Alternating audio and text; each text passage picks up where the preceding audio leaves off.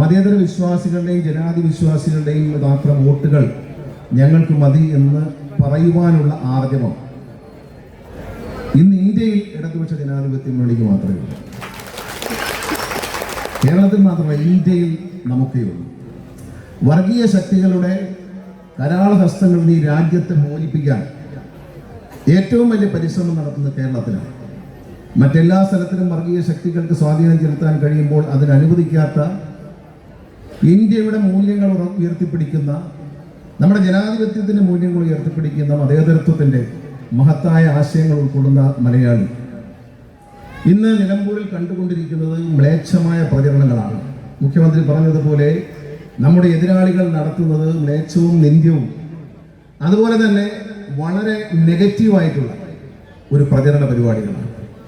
പക്ഷേ ഇടതുപക്ഷ ജനാധിപത്യത്തിനെ സംബന്ധിച്ച് നമ്മുടെ പ്രചരണ വിഷയങ്ങൾ ഈ നാടിൻ്റെ പുരോഗതിയാണ്. ഈ നാട്ടിലെ സാധാരണക്കാർക്കും ഈ നാട്ടിൽ ജീവിക്കുന്ന പാവപ്പെട്ടവർക്കും ഈ നാടിൻ്റെ പൊതുവികസനത്തിന് വേണ്ടി ഇടതുപക്ഷ ജനാധിപത്യത്തിന് വേണ്ടി ചെയ്തിട്ടുള്ള വികസന പ്രവർത്തനങ്ങളെ ഉയർത്തിപ്പിടിച്ചുകൊണ്ടാണ് സഖാവ് സ്വരാജിനായി നമ്മൾ വോട്ട് പിടിക്കുന്നത്. നമ്മുടെ എല്ലാം പ്രിയങ്കരനായ സ്ഥാനാർത്ഥി നിലപാടുകളുടെ രാജകുമാരനാണ്. ഇടതുപക്ഷം എന്ത് നിലപാടെടുക്കുന്നു ആ നിലപാടിനെ ഉച്ചസ്ഥായിയിൽ പറയാൻ തൻ്റെ ഇടം കാണിക്കുന്ന കരുത്തുറ്റ ഒരു ഭാവി വാഗ്ദാനമായ നേതാവാണ് ശ്രീ സ്വരാജ്.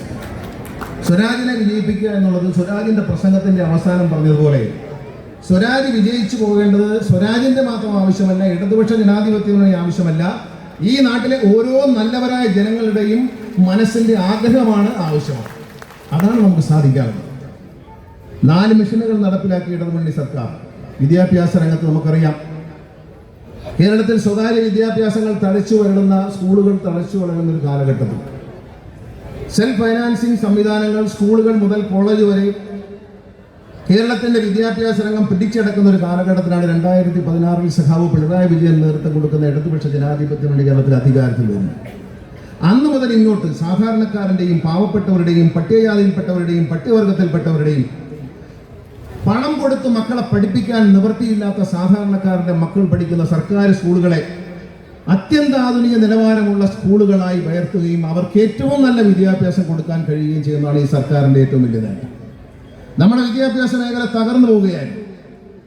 UDF ഭരിക്കുന്ന കാലത്ത് കേരളത്തിലെ വിദ്യാഭ്യാസ ശ്രമങ്ങൾ അടച്ചുപൂട്ടി നഷ്ടത്തിലോടുന്ന, നമ്മൾ നഷ്ടത്തിലോടുന്ന സാധാരണ കടകളും കച്ചവടവും ബിസിനസ്സും ഒക്കെയാണ്. പക്ഷെ വിദ്യാഭ്യാസം സർക്കാരിന് നഷ്ടമാണ്. പൊതുജനങ്ങൾക്ക് പാവപ്പെട്ടവരുടെ മക്കൾക്ക് നൽകുന്ന വിദ്യാഭ്യാസം സർക്കാരിന് നഷ്ടമാണ് എന്ന് കണ്ടെത്തി അത് അവസാനിപ്പിക്കാൻ ശ്രമിച്ചുകൊണ്ടിരുന്ന UDFിൽ നിന്നാണ് 2016 സഖാവ് പിണറായി വിജയൻ ഈ കയ്യിലേക്ക് ഈ നാടിന്റെ ചുമതല ഈ നാട്ടിലെ നല്ലവരായ ജനങ്ങളെ ഏൽപ്പിക്കുന്നു. അവിടെ നിന്ന് ഇങ്ങോട്ട് കൃത്യമായ കണക്ക് പറഞ്ഞാൽ സ്വകാര്യ സ്കൂളുകളിൽ ഫീസ് കൊടുത്ത് പഠിച്ചിരുന്ന സാധാരണക്കാരന്റെ മക്കൾ പണക്കാരെന്നോ പാവപ്പെട്ടവനെന്നോ വ്യത്യാസമില്ലാതെ, ലോകത്ത് ജാതിമത വ്യത്യാസങ്ങളില്ലാതെ ഇനി അവശേഷിക്കുന്ന സോഷ്യലിസം, മതേതരത്വം അത് അവശേഷിക്കുന്ന ഒരേ ഒരു സ്ഥലം വിദ്യാലയങ്ങളെ ക്ലാസ് മുറികളും അവിടുത്തെ ബെഞ്ചുകളുമാണ്. അവിടെ മാത്രമാണ് ജാതി ഇല്ലാത്തത്, അവിടെ മാത്രം പണക്കാരനും പാവപ്പെട്ടവനും വ്യത്യാസമില്ലാത്തത്. ഈ സർക്കാർ എയ്ഡഡ് സ്കൂളുകളിലേക്ക് 5 ലക്ഷം കുഞ്ഞുങ്ങളെ സ്വകാര്യ സ്കൂളുകളിൽ നിന്നും മടക്കിക്കൊണ്ടുവരാൻ കഴിഞ്ഞു വന്നതാണ് സഖാവ് പിണറായി വിജയന്റെ നേതൃത്വത്തിലുള്ള 1ാം പിണറായി സർക്കാരിന്റെ ഏറ്റവും വലിയ നേട്ടം. നമുക്കറിയാം, അത് കഴിഞ്ഞ് പ്രതിസന്ധികൾ മാത്രമായിരുന്നു ഈ സംസ്ഥാനം നേരിട്ടത്.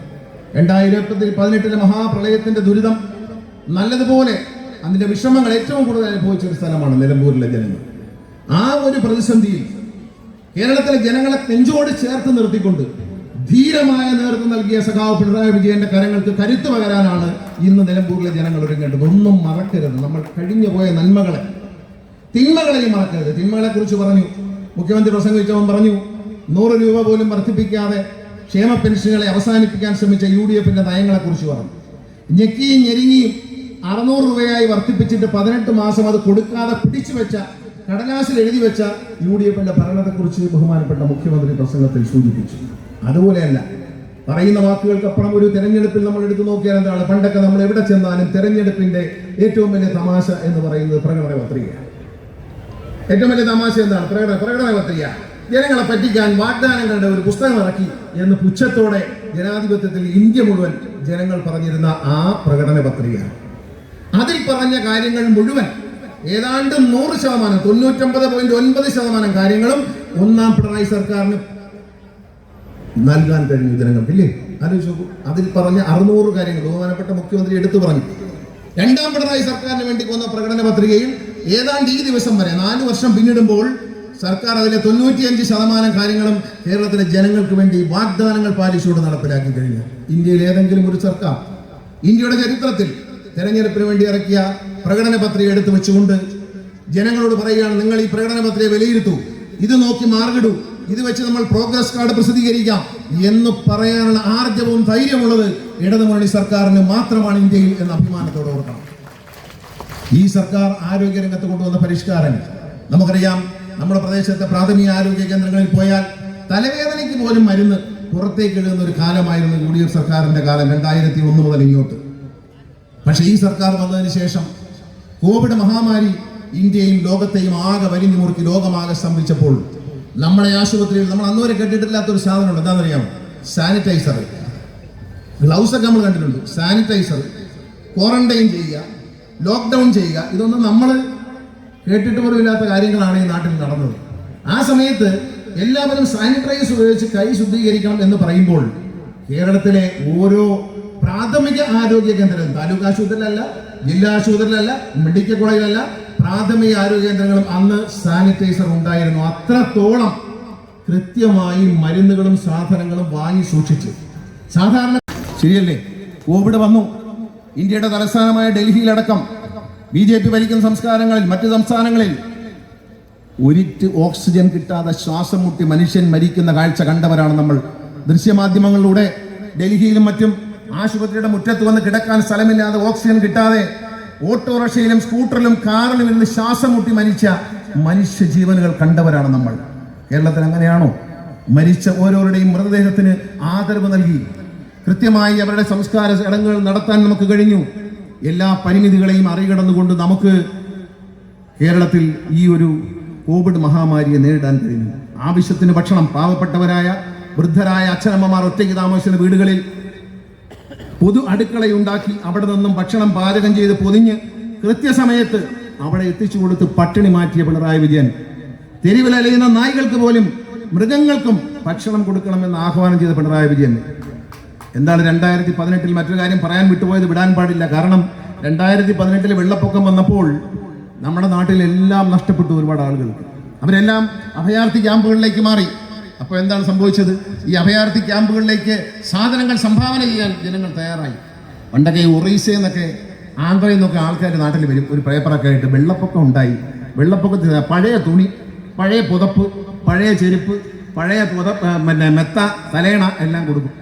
ബഹുമാനപ്പെട്ട മുഖ്യമന്ത്രി അന്ന് പറഞ്ഞു കൊടുക്കണം, കേരളത്തിലെ ജനങ്ങൾ ഈ ദുരന്തത്തിൽ സംഭവിച്ച് അഭയാർത്ഥി ക്യാമ്പുകളിൽ നമ്മുടെ സ്കൂളുകളിലും മറ്റും കഴിയുന്നവർ അഭിമാനവും അന്തസ്സുള്ള മലയാളികളാണ്. അവർക്ക് പഴകിയ സാധനങ്ങളുമായി ആരും ഇങ്ങോട്ട് വരരുത്. പുതിയ സാധനം, പുതിയ ചെരുപ്പ്, പുതിയ വസ്ത്രം, പുതിയ അടിവസ്ത്രങ്ങൾ, പുതിയ ബെഡ്ഷീറ്റ്, പുതപ്പ് എല്ലാം പുതിയതല്ലേ, അതും കൊണ്ടേ വരാവൂ. പുതിയ പാത്രങ്ങൾ ഇതുമായിട്ട് വരാവൂ. കേരളത്തിലേക്ക് ഒഴുകി വന്ന സംഭാവനകളിൽ എല്ലാം പുതിയതായിരുന്നു. അല്ലാതെ വെള്ളപ്പൊക്കത്തിൽപ്പെട്ട് അഭയാർത്ഥി ക്യാമ്പിലേക്ക് ചെന്ന് അവിടെ കിടന്ന് ആളുകളുടെ ഉപയോഗശൂന്യമായ സാധനങ്ങൾ കൊണ്ട് തള്ളാനുള്ള ഒരു കേന്ദ്രമായി മാറാതിരിക്കാൻ മുൻകൈയെടുത്തത് സഖാവ് പിണറായി വിജയനാണ്. മറക്കരുത്. അദ്ദേഹം അന്ന് പറഞ്ഞു, പഴയതും കൊണ്ടുവരരുത്, ഇതൊന്നും മറക്കരുത്, പഴയതും കൊണ്ടുവരരുത്, പുതിയതും കൊണ്ടേ വരാവൂ. മറ്റു പഴയത് വാങ്ങാൻ ഈ ക്യാമ്പുകൾ വന്ന് താമസിക്കുന്നവർ അത്ര മോശക്കാരല്ല എന്ന് അദ്ദേഹം പറഞ്ഞു. കേരളത്തിലെ ജനങ്ങളെ ഞാൻ പറഞ്ഞല്ലോ മാറോട് ചേർത്തു, അദ്ദേഹം നെഞ്ചോട് ചേർത്തു. ആ ഒരു സംരക്ഷണം, പിണറായി വിജയൻ എന്ന കരുത്തുറ്റ നേതാവിന്റെ സംരക്ഷണം. ഞാൻ ഈ അടുത്ത് നിലമ്പൂരിൽ തന്നെ പ്രസംഗിക്കാൻ പറഞ്ഞു, ഇവിടെ ചിലർ പ്രചരിപ്പിക്കുന്നത് പിണറായിസം ഉണ്ടെന്നാണ്. അതെ, ഇതാണ് പിണറായിസം. 2018 ജനങ്ങളെ നെഞ്ചോട് ചേർത്ത് പിടിച്ച പിണറായി വിജയന്റെ പിണറായിസം അതാണ്. 2019 കോവിഡ് മഹാമാരിയിൽ ലോകം സ്തംഭിച്ചപ്പോൾ കേരളത്തിലെ ജനതയെ നെഞ്ചോട് ചേർത്ത് പിടിച്ച് കൈ കൊടുത്തു നിർത്തി ഒറ്റക്കെട്ടായി രക്ഷിച്ചെടുത്ത, മരണത്തിൽ നിന്ന് രക്ഷിച്ച പിണറായി വിജയന്റെ കരുത്താണ് പിണറായിസം. അതാണ് ഇടതുപക്ഷ മുന്നണിയുടെ കരുത്ത്, അതാണ് ഇടതുപക്ഷ മുന്നണിയുടെ നേതൃത്വം, അതാണ് ഇടതുപക്ഷ മുന്നണിയുടെ കാഴ്ചപ്പാട്. ആ കാഴ്ചപ്പാടുകളെ നമ്മൾ മറക്കരുത്. എല്ലാ രംഗത്തും, ആരോഗ്യ രംഗത്ത്, വിദ്യാഭ്യാസ രംഗത്ത്, സമഗ്രമായി റോഡുകളുടെ വികസനത്തിന്റെ കാര്യത്തിൽ ഒക്കെയും പുരോഗതിയിലേക്ക് കേരളത്തിലെ നയിച്ചത് ഇടതുപക്ഷ ജനാധിപത്യ മുന്നണി സർക്കാരാണ്. സുരാജന്റെ പ്രസംഗത്തിൽ അദ്ദേഹം പറഞ്ഞു, ഒരു ചരിത്രം എടുത്ത് പരിശോധിച്ചാൽ കേരളത്തിൽ ഭരിച്ച രാഷ്ട്രീയ പ്രസ്ഥാനങ്ങളുടെ മാറി മാറി വരുന്ന സർക്കാരുകളുടെ ചരിത്രമെടുത്ത് പരിശോധിച്ചാൽ കേരളത്തെ ഏറ്റവും വലിയ നിലയിലേക്ക് കൈപിടിച്ചുയർത്തിയ കേരളത്തിന്റെ കരുത്തുറ്റ ഭരണം എന്ന് പറയുന്നത് ഇടതുപക്ഷ ജനാധിപത്യത്തിലൂടെ ഈ 9 വർഷത്തെ ഭരണമാണ് എന്ന് നമ്മൾ അഭിമാനത്തോടെ പറയാൻ നമുക്ക് കഴിയും. ഇത് ജനങ്ങളോട് പറയണം. ഞാൻ ദീർഘിപ്പിക്കുന്നില്ല, ഒരുപാട് നേതാക്കൾ സംസാരിക്കാനുണ്ട്. ഞാൻ ദീർഘിപ്പിക്കുന്നില്ല. ഇത് ജനങ്ങളോട് ഇന്ന് മുതൽ 19-ാം തീയതി വരെ നമുക്ക് വിശ്രമിക്കാൻ സമയമില്ല. നമ്മുടെ വാക്കുകളിൽ, നമ്മുടെ പ്രവൃത്തികളിൽ, നമ്മുടെ ഫോൺ സന്ദേശങ്ങളിൽ, നമ്മുടെ അയൽവക്കക്കാരോട്, സുഹൃത്തുക്കളോട്, ബന്ധുക്കളോടൊക്കെയും നമ്മൾ പറയേണ്ടത് സ്വരാജിനെ അരിവാൾ ചുറ്റിയ നക്ഷത്രം അടയാളത്തിൽ വോട്ട് ചെയ്ത് വിജയിപ്പിക്കണം. ഇത് നമ്മുടെ ആവശ്യമാണ്. സ്വരാജിന്റെ വിജയം നമ്മുടെ വ്യക്തികളുടെ വിജയമാണ്, പാവപ്പെട്ടവന്റെ വിജയമാണ്, സാധാരണക്കാരന്റെ വിജയമാണ്, മതേതര വിശ്വാസികളുടെ വിജയമാണ്. ഇതാണ് പറയേണ്ടത്. ഈ സമയമില്ല. നിങ്ങൾ വോട്ട് ചെയ്യുമെന്ന് എനിക്കറിയാം, പക്ഷെ അതല്ല. പരമാവധി വോട്ട്, മഴയാണെങ്കിലും വെയിലാണെങ്കിലും എന്ത് പ്രശ്നമാണെങ്കിലും പരമാവധി ജനങ്ങളെ പോളിംഗ് ബൂത്തിലേക്ക് കൊണ്ടുവരികയും അവിടെ എത്തുമ്പോൾ അവരുടെ മുന്നിൽ കാണുന്ന വിഷയന്റെ അരിവാൾ ചുറ്റിക നക്ഷത്രം അടയാളത്തിൽ പ്രിയപ്പെട്ട സ്വരാജിന് വോട്ട് ചെയ്ത് അദ്ദേഹത്തെ വിജയിപ്പിക്കണമെന്ന് സ്നേഹത്തോടെ നിങ്ങൾ മറ്റുള്ളവർ പറഞ്ഞു. നിങ്ങൾ ഒരാൾ പറഞ്ഞാൽ 10 പേര് കേൾക്കും. ഏറ്റവും കുറഞ്ഞത് നിങ്ങളിൽ ഒരാൾ പറഞ്ഞാൽ 10 പേര് കേൾക്കും. ഈ മുമ്പിലിരിക്കുന്ന കുഞ്ഞുങ്ങൾ പറഞ്ഞാൽ 20 പേര് കേൾക്കും. 20 പേര് കേൾക്കും. അത്രയ്ക്കും ശക്തിയുണ്ട് നിങ്ങളുടെ വാക്കുകൾക്ക്, നിങ്ങളുടെ ആത്മാർത്ഥതയ്ക്ക്, നിങ്ങളുടെ സത്യസന്ധതയ്ക്ക്.